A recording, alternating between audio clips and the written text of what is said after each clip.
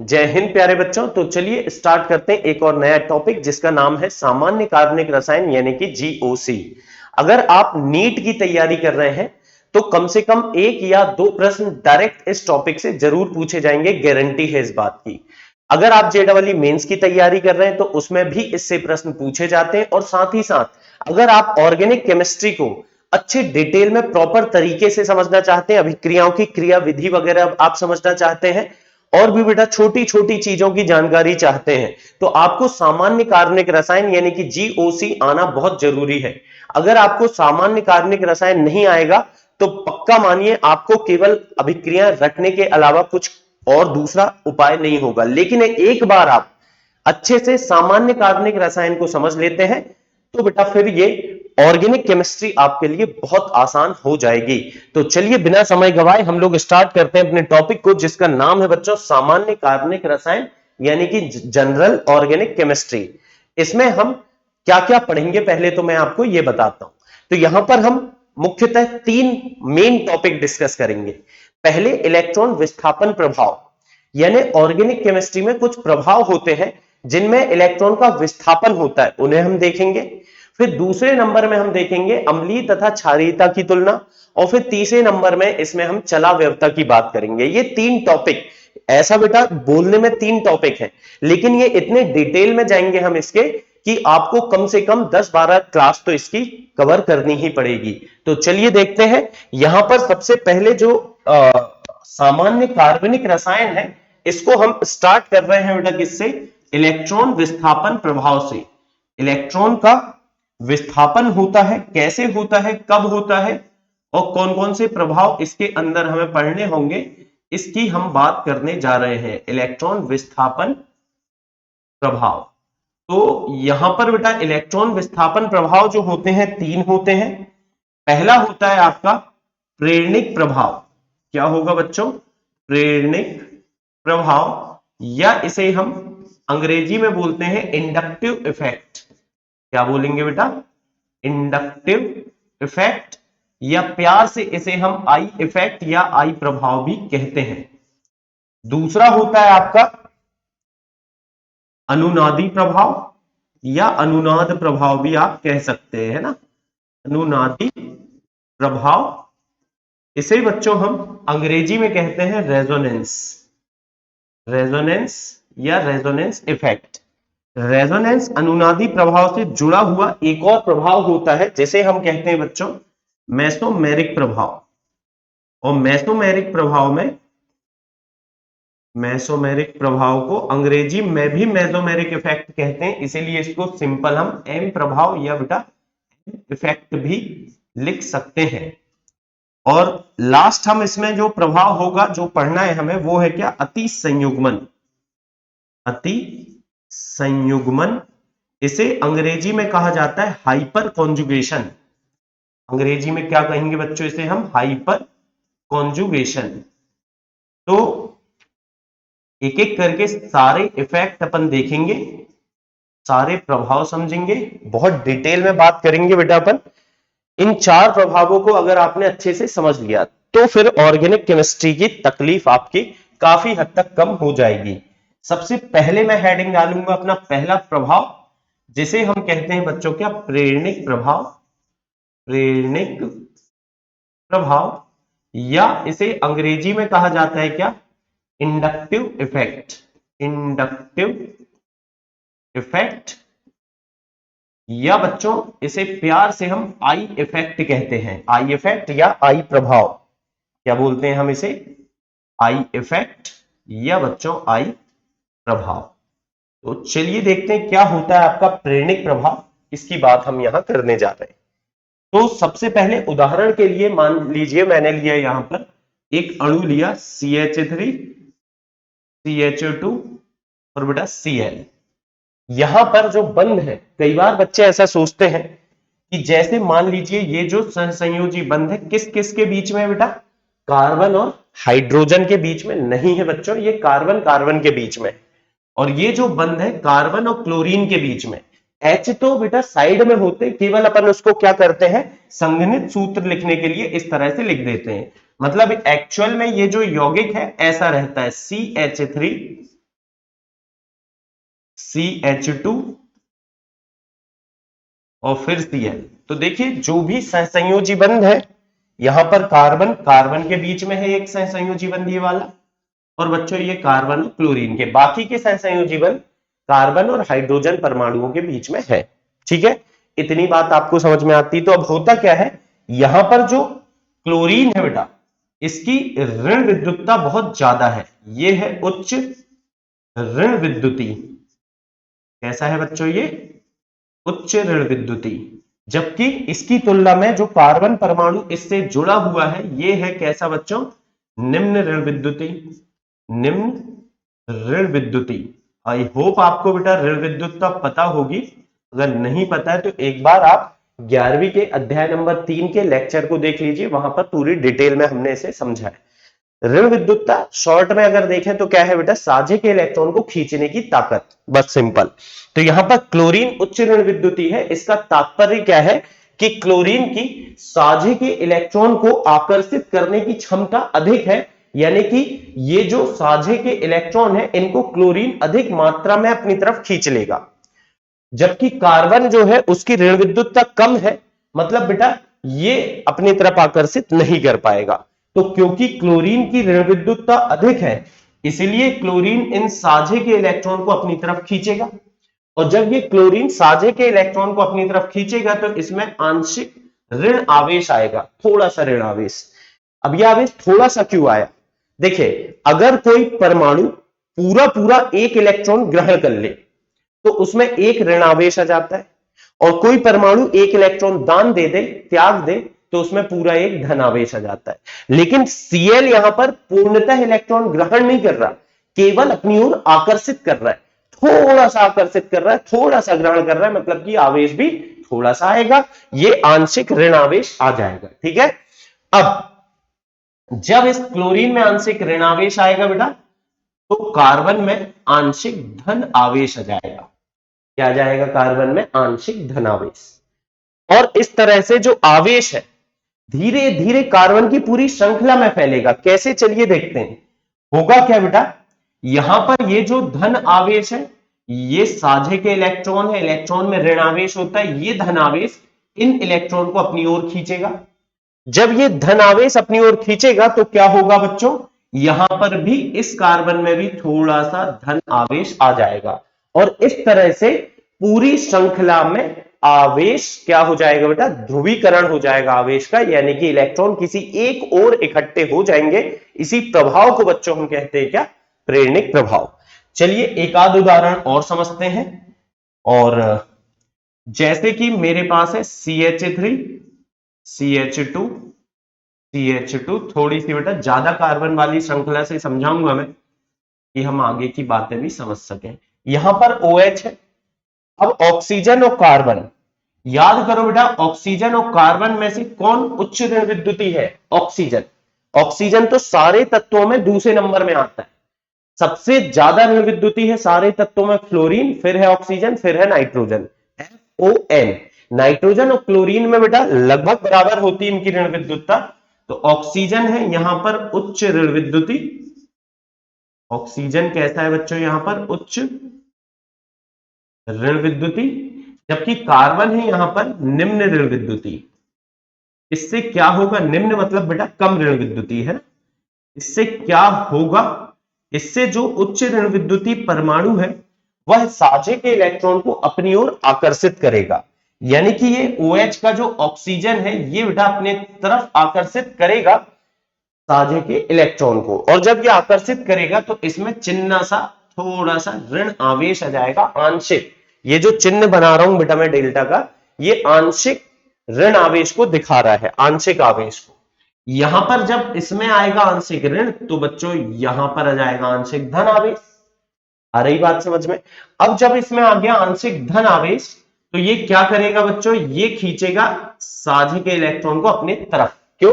क्योंकि इसमें है धन, और बेटा यहां इलेक्ट्रॉन मतलब ऋण, तो धन क्या करेगा? ऋण को अपनी तरफ खींचेगा। तो ये जब इसको अपनी तरफ खींचेगा तो इसमें जो आंशिक धन आवेश आया था उसके कारण इसमें भी थोड़ा सा आंशिक धनावेश आ जाएगा। फिर ये धनावेश इन साझे के इलेक्ट्रॉन को भी खींचेगा और इसमें भी थोड़ा सा धनावेश आ जाएगा।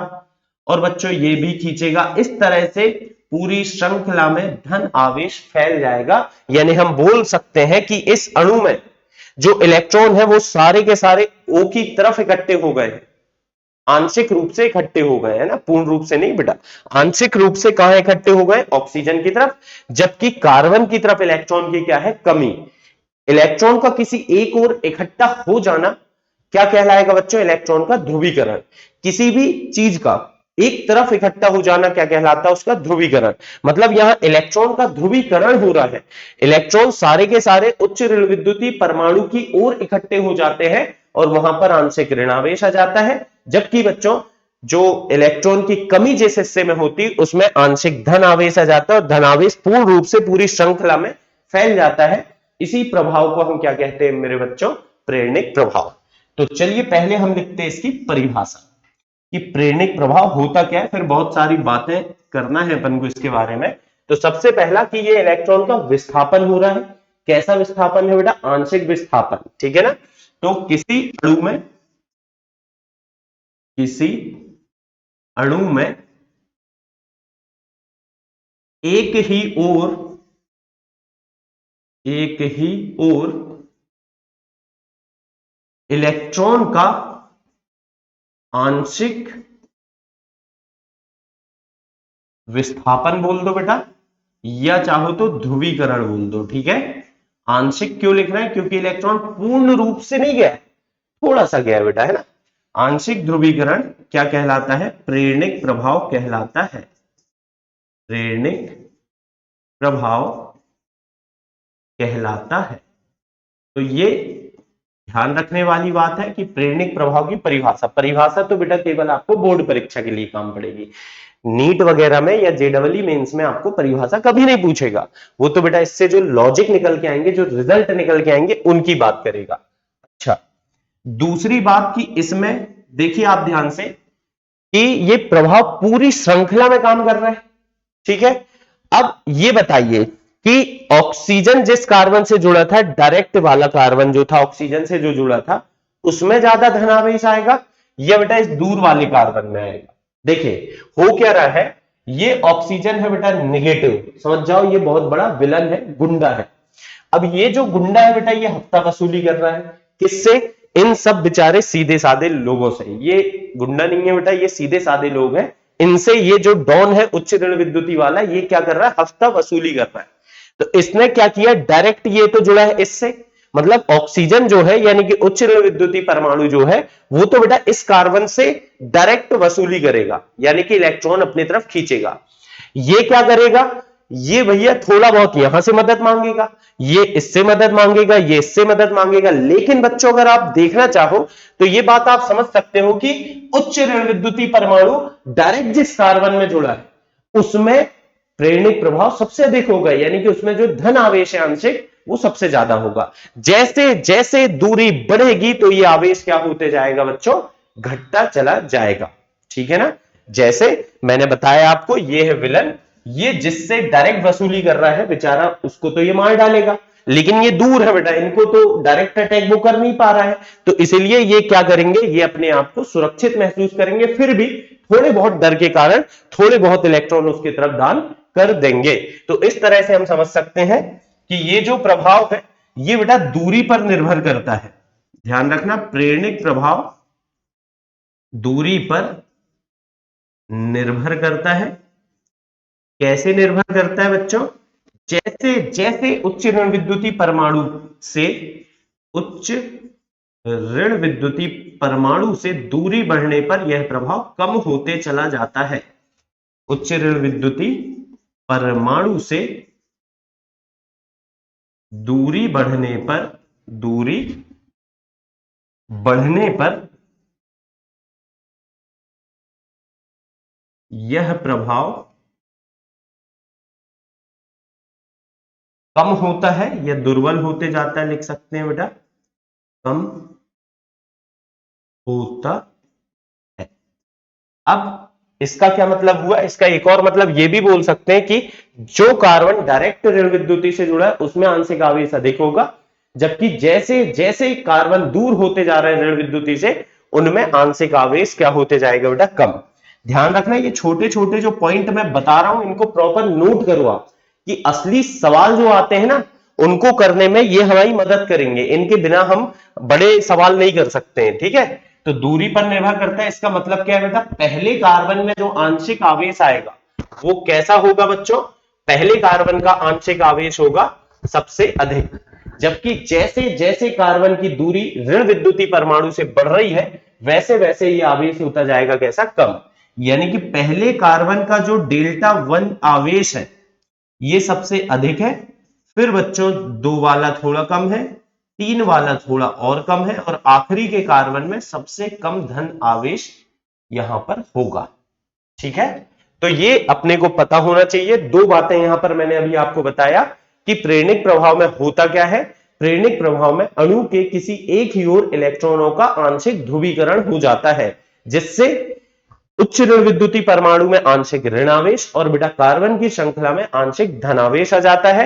यह प्रभाव दूरी पर निर्भर करता है, जैसे जैसे ऋण विद्युतीय परमाणु से दूरी बढ़ती है यह प्रभाव घटता चला जाता है और उसके कारण उनके आंशिक आवेश भी कम होते चले जाते हैं। एक बात और देखिए, यहां पर जितने भी इलेक्ट्रॉन जा रहे हैं बेटा आंशिक रूप से जा रहे हैं, और आंशिक रूप से इलेक्ट्रॉन का विस्थापन होने के कारण यह प्रभाव एक दुर्बल प्रभाव है।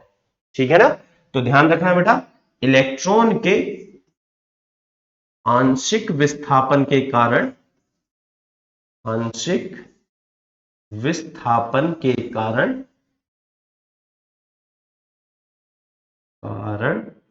यह प्रभाव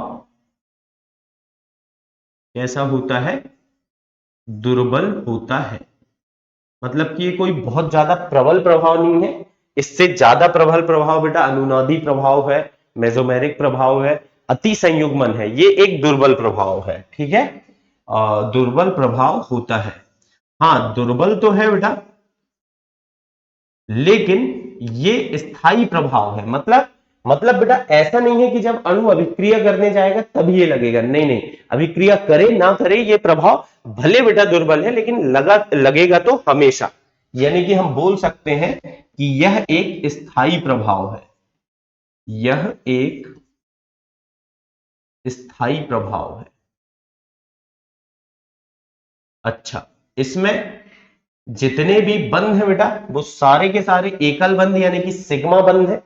देख सकते हो आप लोग यहां पर, अभी जो उदाहरण मैंने लिया हमने कहीं भी पाई बंध की हमें कोई जरूरत ही नहीं पड़ी है ना, क्योंकि इसमें केवल और केवल सिग्मा बंध भाग लेता है, पाई बंध भाग नहीं लेता है। तो ध्यान रखना बेटा कि जो प्रेरणिक प्रभाव या आई प्रभाव है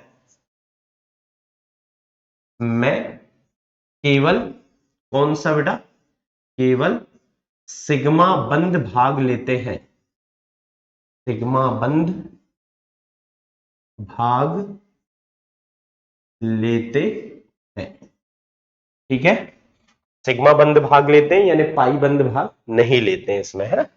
एक और बात कि इसमें जब सिग्मा बंध भाग ले रहे हैं तो बेटा ऐसा नहीं है कि कोई एक ही सिग्मा बंध भाग ले रहा है, ये वाला बंध भी ले रहा है, ये भी ये भी ये भी, मतलब कि संपूर्ण अणु में काम करता है। ठीक है ना, तो यह प्रभाव संपूर्ण अणु में काम करता है। ठीक है, संपूर्ण अणु में कार्य करता है।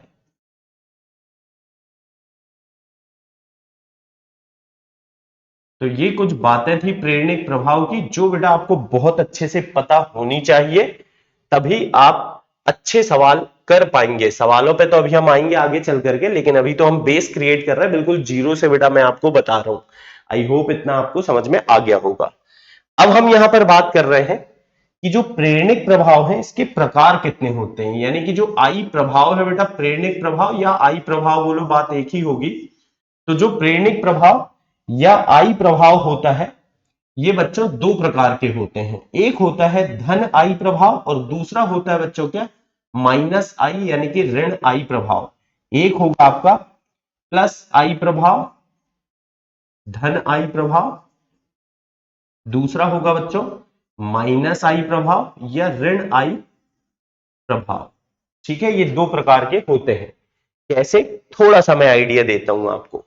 देखिए हमने अभी देखा कि भाई जैसे मेरे पास एक अणु था CH3 CH2 और यहां था मान लो एफ, FCl BrIOH NH3 कुछ भी ले सकते हैं बेटा अपन, है ना। तो F की ऋण विद्युतता उच्च होने के कारण इसने साझे के इलेक्ट्रॉन को अपनी तरफ खींचा, और क्योंकि ये इलेक्ट्रॉन ग्रहण कर रहा है बेटा, इलेक्ट्रॉन ग्राही समूह है, और ये कैसा समूह है, फ्लोरीन जो है ये इलेक्ट्रॉन ग्रहण कर रहा है, यानी कि इलेक्ट्रॉन ग्राही समूह है।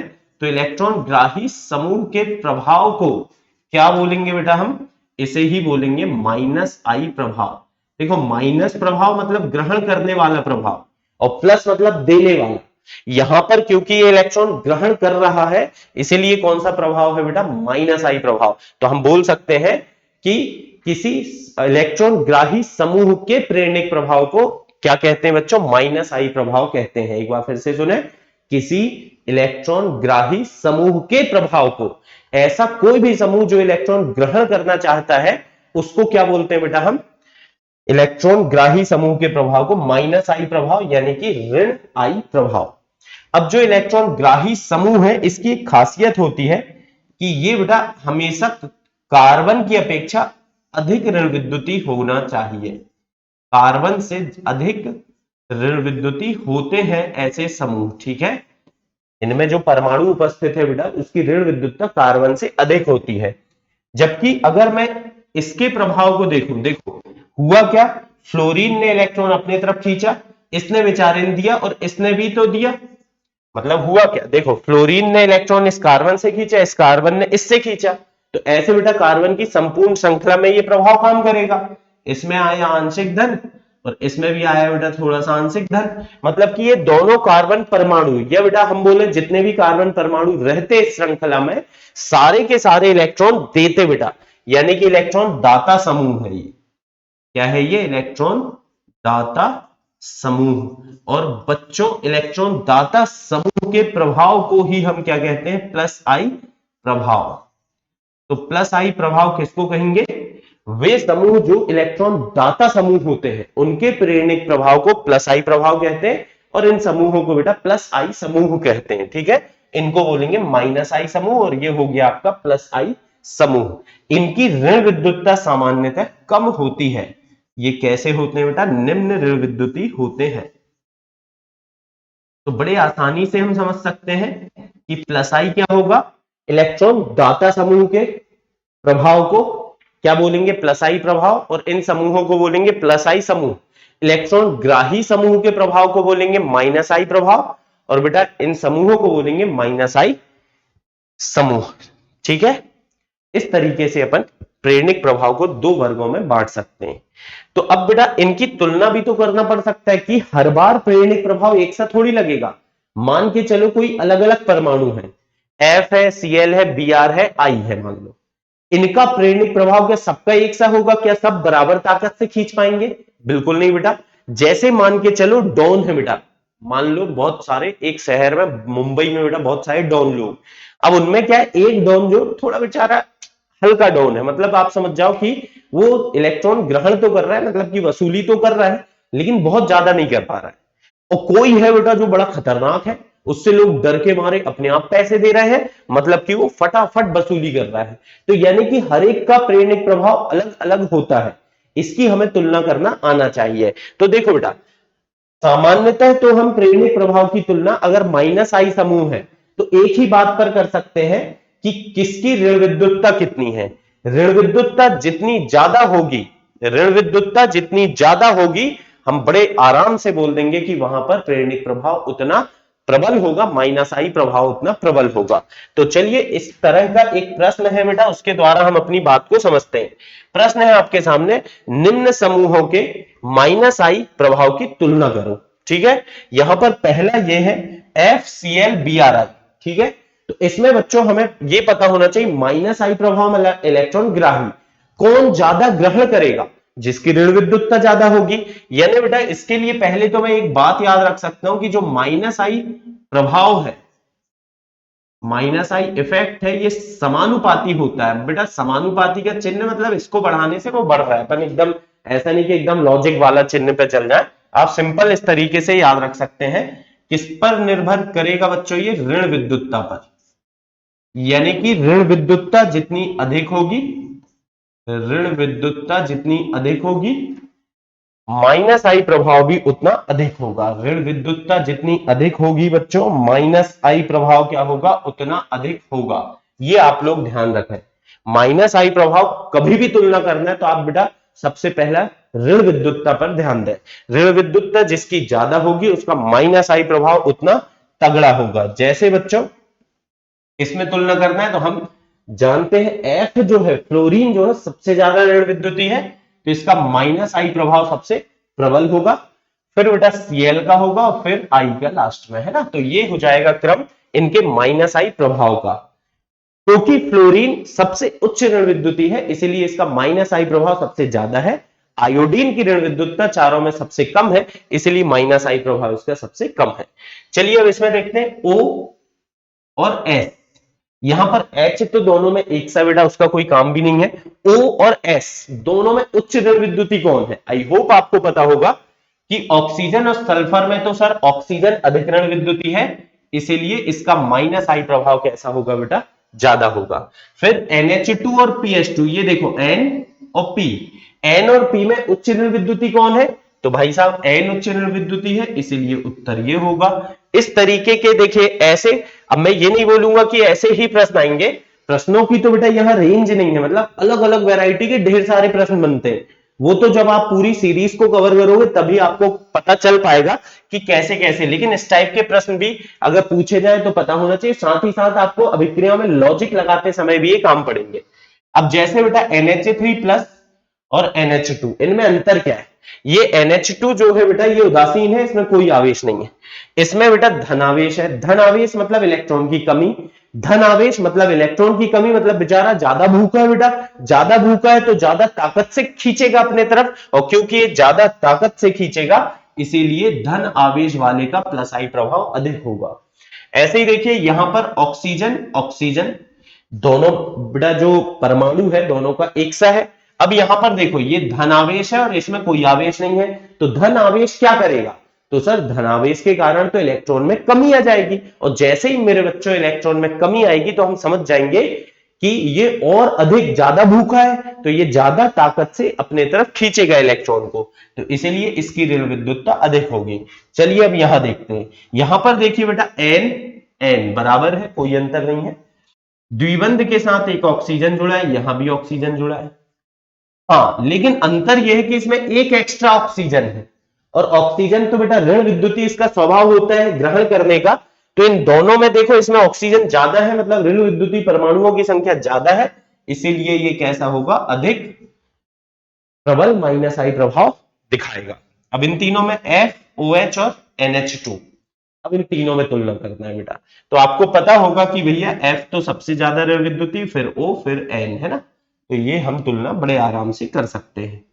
फिर SH और Cl में, तो क्योंकि क्लोरीन अधिक ऋण विद्युती होता है सल्फर से, इसीलिए बेटा क्लोरीन की माइनस आई प्रभाव अधिक होगा। अब देखो यहां पर बेटा ये है सही प्रश्न, इसमें देखो ये कार्बन है, यहां पर भी कार्बन है और यहां पर भी कार्बन है, तो तीनों जगह पे कार्बन परमाणु तो समान है बेटा, कार्बन परमाणु समान है। अब यहां पर बाजू वाला परमाणु नाइट्रोजन है, बाजू वाला नाइट्रोजन है, बाजू वाला नाइट्रोजन, यानी सर यहां तो कार्बन परमाणु और बाजू वाला नाइट्रोजन दोनों एक से है। अब कैसे तुलना करें?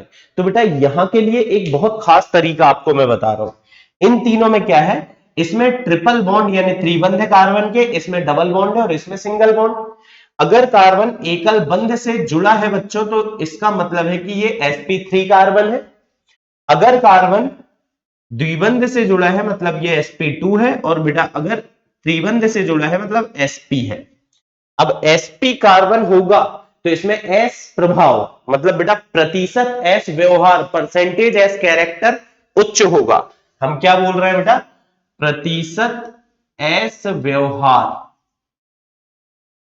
कब उच्च होगा, जब sp, कैसे, थोड़ा सा इस बात को समझ लो अच्छे से। देखो sp है मतलब इसमें 50% s है, 50% p है। sp2 है मतलब बेटा 3 है टोटल, जिसमें s का हिस्सा है 33.33 और बेटा p का हिस्सा है 66.66। जबकि sp3 में 4 है टोटल, उसमें से एक s है, मतलब s 4 में से एक है, मतलब कि 25%, क्योंकि इसका s व्यवहार कम है। तो इसकी ऋण विद्युतता कम होगी, और बच्चों एस व्यवहार अधिक होता है तो ऋण विद्युतता उच्च होती है। ये बहुत इंपॉर्टेंट लॉजिक है, ध्यान रखें बेटा, ये आपको पता होना ही होना चाहिए। क्या बोल रहा हूं बेटा मैं, कि प्रतिशत एस व्यवहार जितना अधिक होगा ऋण विद्युतता भी उतनी अधिक होगी।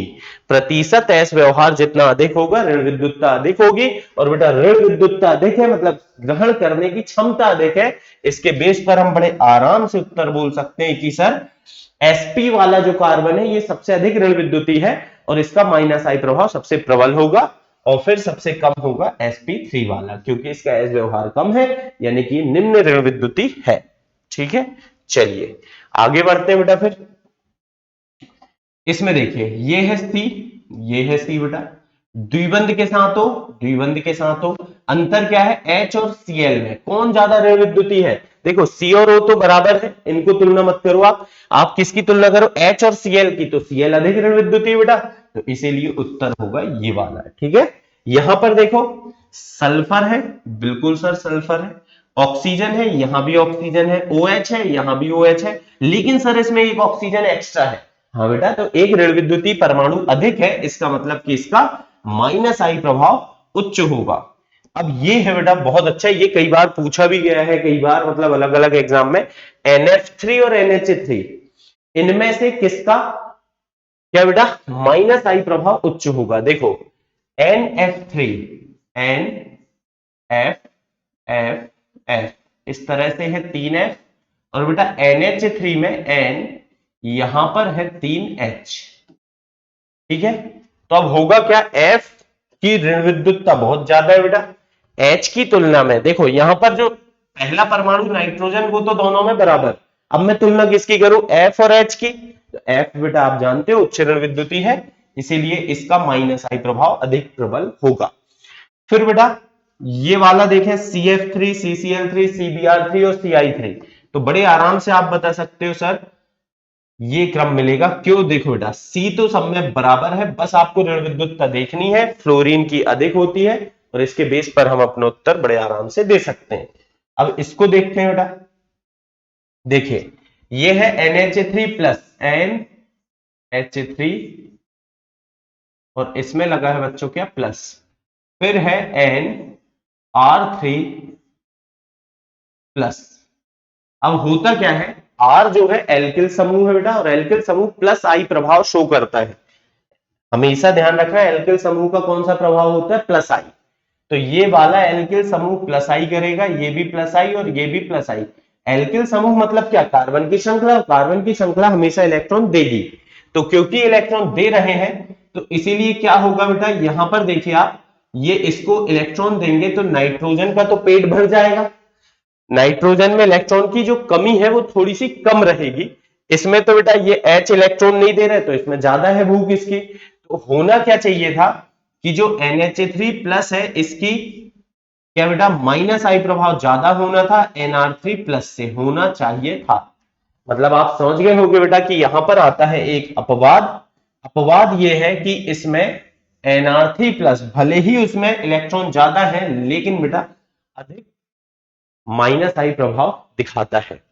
फिर इसी तरह से देखिए OH और OR, OH और यहां OR, R मतलब है बेटा एल्किल समूह, ये इलेक्ट्रॉन देगा अपने, प्लस आई समूह है, ये इलेक्ट्रॉन देगा तो उससे O में इलेक्ट्रॉन बढ़ जाएंगे, तो ये किसी और से इलेक्ट्रॉन लेने की संभावना कम हो जाएगी इसकी। लेकिन बच्चों ये भी अपवाद के रूप में आपको याद रखना है कि OR ही आपका अधिक माइनस आई प्रभाव वाला समूह होता है।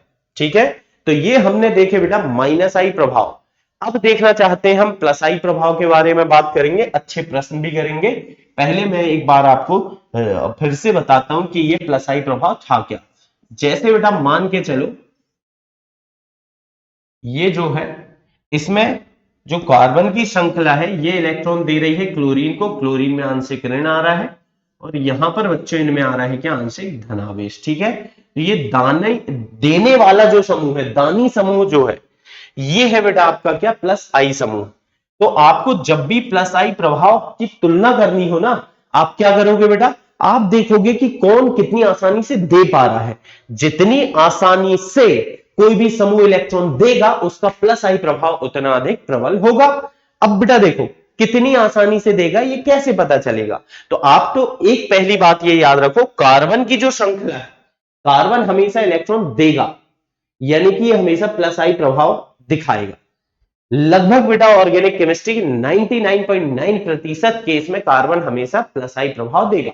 इक्का दुक्का आएगा जब ये माइनस आई प्रभाव देगा, जब ये धातु के साथ जुड़ा रहेगा, तो उसकी बात हम अलग से कभी कर लेंगे। लेकिन बेटा अभी फिलहाल देखते हैं कि कार्बन जो है हमेशा प्लस आई प्रभाव देगा। कार्बन जितने ज्यादा होंगे प्लस आई उतना अधिक होगा, कार्बन जितने कम होंगे प्लस आई उतना कम होगा। देखो 2 जनी दे रहे हैं तो थोड़ा सा देंगे, 3 जनी देते तो ज्यादा देते, 4 जनी देते तो और ज्यादा देते, 5 जनी देते तो और ज्यादा देते। कार्बन जितने ज्यादा रहेंगे उतनी ज्यादा इलेक्ट्रॉन देने की इनकी क्षमता हो जाएगी। तो चलिए बच्चों इसी तरह का एक और प्रश्न हमारे पास ये है। अच्छा, लेकिन उसके पहले ये माइनस आई प्रभाव समूह का, माइनस आई प्रभाव का बेटा एक क्रम है, जो मैं ये तो नहीं बोलूंगा कि आप रट लो, लेकिन बेटा ये थोड़ा बहुत आप दिमाग में बना के रख सकते हो ताकि आपको अच्छी जगह ये काम पड़ेगा।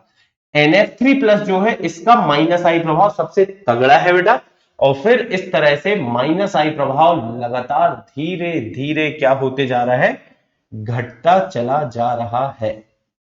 ठीक है बच्चों, होता क्या है, माइनस आई प्रभाव का ये क्रम है। देखिए होता क्या है, यहां पर NF3, N तो ऋण विद्युती और F जो तीनों है वो भी ऋण विद्युती, और धन आ गया तो और भूखा, मतलब ये तो भूखा शेर है बेटा। भूखा शेर है तो फटाक से शिकार करेगा, इलेक्ट्रॉन को अपनी तरफ तेजी से लपकेगा। फिर Nr3+ में थोड़ा सा लपकने की क्षमता, लेने की क्षमता थोड़ी सी कम होगी, NH3+ में और कम होगी। फिर बेटा NO2, CN, SO3H, यहां आते आते इस तरह से ये क्रम मिलेगा। अब देखो एक बात मैं आपको बता रहा हूं, यहां पर बेटा त्रिबंध वाला जो कार्बन है इसमें होता है sp संकरण, और sp संकरण होने के कारण प्रतिशत s व्यवहार उच्च होता है, और प्रतिशत s व्यवहार अधिक होने के कारण ये अच्छा खासा माइनस आई प्रभाव दिखाता है। लेकिन बेटा ये अच्छा खासा बेंजीन की तुलना में ये ज्यादा है, लेकिन बेंजीन की तुलना में दूसरा द्विबंध वाला जो कार्बन है वो कम माइनस आई प्रभाव दिखाएगा, और एकल बंध वाले कार्बन का माइनस आई प्रभाव लगभग बेटा नगण्य होगा। आप मान के चलो कि उसमें माइनस आई प्रभाव होगा ही नहीं। किसमें? एकल बंध में। द्विबंध में थोड़ा बहुत होगा, वो भी हालांकि बहुत ज्यादा नहीं है, हल्का बहुत होगा। त्रिबंध में ठीक ठाक होगा। ठीक है, तो चलिए अब हाँ प्लस आई प्रभाव के बारे में एक प्रश्न है बेटा, प्लस आई समूह है कौन से? तो मैंने आपको क्या बताया कि भैया वे समूह जो इलेक्ट्रॉन दाता होते हैं, इलेक्ट्रॉन दाता समूह, यानी कि इलेक्ट्रॉन देते हैं बेटा।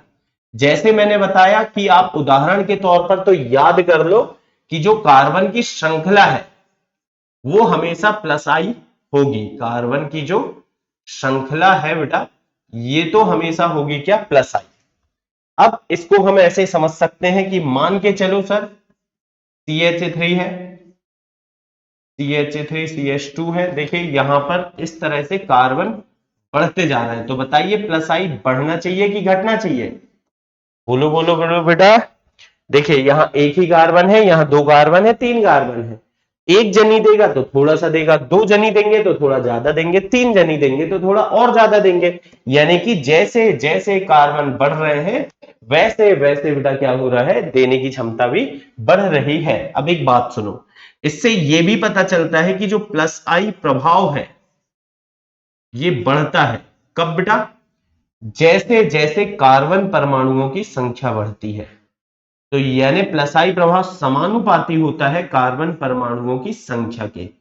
जितने ज्यादा कार्बन होंगे प्लस आई प्रभाव उतना तगड़ा होगा, जितने कम कार्बन होंगे प्लस आई प्रभाव उतना दुर्बल होगा। ठीक है, तो चलिए प्रश्न ये रहा आपके सामने, निम्न समूहों के प्लस आई प्रभाव की तुलना करो। कर लेंगे बेटा, पहला वाला तो अब भी करके आए हैं अपन, कम कार्बन में प्लस आई कम, ज्यादा कार्बन में प्लस आई ज्यादा। इसमें देखो अब बेटा यहां पर कम कार्बन है, यहां पर ज्यादा और ज्यादा है, ये तो ठीक है, ये ऐसे भी लॉजिक लगा सकते हो सर इसमें ज्यादा इसमें कम इसमें और कम। तो इसके बेस पर मेरा जो उत्तर होना चाहिए वो होना चाहिए क्या बेटा? ये ज्यादा वाला सबसे अच्छा, कम वाला सबसे कम। बिल्कुल ये उत्तर होता भी है, लेकिन मैं आपको ऐसे नहीं सिखाना चाह रहा हूं, इसी बात को बेटा मैं दूसरे उदाहरण से बताता हूं तो आपको एकदम बढ़िया से समझ में आ जाएगा। मान लो 5वां प्रश्न मैं बना दे रहा हूं, ये 4 कार्बन वाला एक समूह है, ठीक है बेटा, 4 कार्बन वाला एक समूह है, बाजू में 4 कार्बन वाला दूसरा समूह है, 4 कार्बन वाला क्या है बेटा, दूसरा समूह है, उसके बाजू में 4 ही कार्बन वाला तीसरा समूह है। तो इस तरह से देखो 3 समूह है, 4 कार्बन 4 कार्बन 4 कार्बन, क्या इनमें कार्बन की संख्या बराबर होने के कारण प्लस आई प्रभाव बराबर होगा? बिल्कुल नहीं बेटा। देखो होता क्या है, होता यह है कि जो उच्च ऋण विद्युती से, मान लो मैं एन लिख दे रहा हूं, उच्च ऋण विद्युती से ये जो जुड़ा है, एक परमाणु डायरेक्ट जुड़ा है, बाकी सब बेटा दूर से जुड़े हैं, ठीक है। यहां पर उच्च ऋण विद्युती से क्या हो रहा है बेटा, एक और एक, 2 कार्बन डायरेक्ट जुड़े हुए, मतलब कि डायरेक्ट तो नहीं जुड़े लेकिन ये पास में है। यहां पर क्या एन से ये लास्ट वाला दूर पड़ रहा है, यहां पर एन से ये थोड़ा पास पड़ रहा है, और यहां पर उच्च ऋण विद्युती से सारे पास पड़ रहे हैं। तो क्योंकि बेटा देखो, अगर ये डॉन है, एन मतलब उच्च ऋण विद्युती, डॉन है बेटा खतरनाक विलन है, तो ये पास वालों को तो बेटा ज्यादा इलेक्ट्रॉन खींच लेगा, उनसे ज्यादा इलेक्ट्रॉन देना पड़ेगा उनको। तो जो पास में है ये कार्बन, ये जो पास में है बेटा, पास में होने के कारण ये इलेक्ट्रॉन ज्यादा देंगे, और ज्यादा देंगे तो इससे क्या होगा मेरे बच्चों, प्लस आई प्रभाव इनका ज्यादा रहेगा, यानी देने की क्षमता ज्यादा रहेगी। देखिए क्या हुआ, उच्च ऋण विद्युती के करीब होने के कारण इनको ज्यादा इलेक्ट्रॉन देना पड़ा। यहां पर क्या हुआ बेटा, दिया इसने भी लेकिन उतने ज्यादा नहीं, क्यों, क्योंकि ये दूर थे, दूर वाले क्या है, डर नहीं रहे ना यार। मान के चलो कोई डॉन है बेटा मुंबई में और मैं बैठा हूं अपने किसी गांव में, तो भाई वहां थोड़ी कोई मैं डरूंगा उससे। हाँ ये है कि भाई अगर खतरनाक टाइप का होगा, एक दो रुपए दे देंगे, लेकिन ऐसा थोड़ी कि 1000-2000 रुपए दे देंगे, है ना। हाँ लेकिन बेटा अगर वो अपने गांव में ही आ गया डाकू, फिर तो हमें देना पड़ेगा। तो इस तरीके से ये होगा। यहां पर बेटा देखो थोड़े करीब हो गए हैं कार्बन, और करीब हो जाने के कारण प्लस आई जो है इसका थोड़ा सा तगड़ा हो गया है। यहां पर तो दूरी है ज्यादा, तो इसलिए प्लस आई है कम। तो हम ये कह सकते हैं कि उच्च ऋण विद्युती परमाणु से दूरी जैसे जैसे बढ़ेगी, क्या बोला बेटा मैंने, उच्च ऋण विद्युती परमाणु से कार्बन की दूरी जैसे जैसे बढ़ेगी प्लस आई प्रभाव कम होगा, दूरी जैसे जैसे घटेगी प्लस आई प्रभाव बढ़ता चला जाएगा। फिर 2 और सवाल ये हमारे पास है बेटा, ये भी देखते हैं अपन।